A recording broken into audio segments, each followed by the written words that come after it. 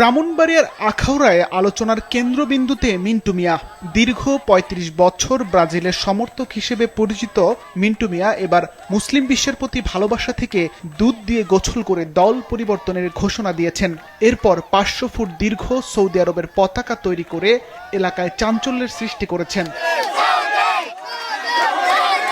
এখন মুসলমানদের প্রতি ব্রাজিল যে প্রকার অত্যাচার করতেছে, আমার ভাই মনে চায় না যে আমি মুসলমান হইয়া যে ব্রাজিলের সাপোর্টার করি। তাই বাধ্য হয়ে ব্রাজিল ফালাই দিয়া ইনশাল্লাহ সৌদি আরবের জার্সি গায়ে দিছি ভাই। বসুন্ধরা টিস্যু, অশুদ্ধতার বিরুদ্ধে এক বিন্দুও ছাড় নয়। অন্যদিকে মেহেরপুরে আলোচনায় রয়েছেন ব্রাজিল সমর্থক ওবায়দুর রহমান উজ্জ্বল। হার্ডওয়্যার ব্যবসায়ী এই ফুটবল প্রেমী পরিত্যক্ত ইলেকট্রিক পাইপ, পানির জারের অংশ, স্প্রে মেশিন ও নানা সরঞ্জাম ব্যবহার করে তৈরি করেছেন ব্যতিক্রমী ব্রাজিলবাসী। দক্ষিণ আফ্রিকা বিশ্বকাপের ভুবু জেলা থেকে অনুপ্রাণিত হয়ে তৈরি করা এই বাঁশি এখন স্থানীয়দের আকর্ষণের কেন্দ্রবিন্দু।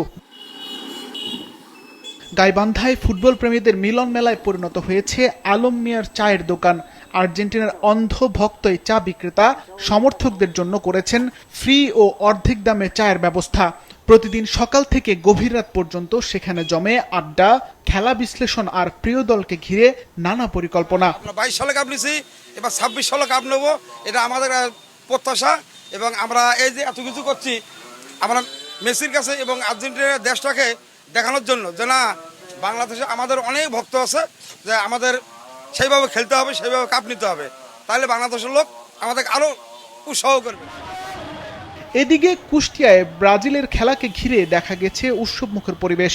হলুদ জার্সি গায়ে হাতে সবুজ হলুদ পতাকা নিয়ে কয়েক হাজার সমর্থক অংশ নেন বর্ণাঢ্য শোভাযাত্রায়।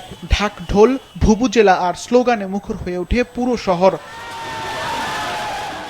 পতাকার রং, জার্সির উচ্ছ্বাস, বাঁশির শব্দ কিংবা এক কাপ ফ্রি চা, আয়োজন ভিন্ন ভিন্ন হলেও তাদের প্রত্যেকের লক্ষ্য একটাই, প্রিয় দলের প্রতি ভালোবাসার প্রকাশ।